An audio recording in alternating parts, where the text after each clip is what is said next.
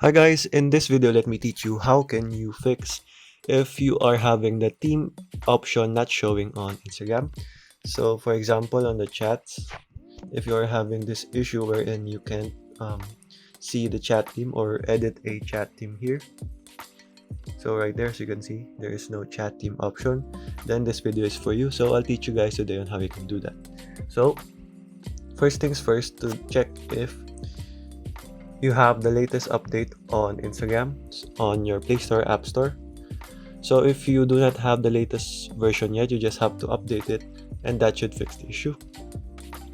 But if you have the latest version and it's still not working, guys, like what I have here, then I suggest to go ahead and go over to your profile here and go over here to settings and privacy and go over to account center and make sure that you have here an a Facebook account connected. So all you have to do is connect an account under Facebook because uh, the only way to fix that is if you have a um, connected account from Facebook and that Instagram. For example, this Instagram must be connected to a certain Facebook account.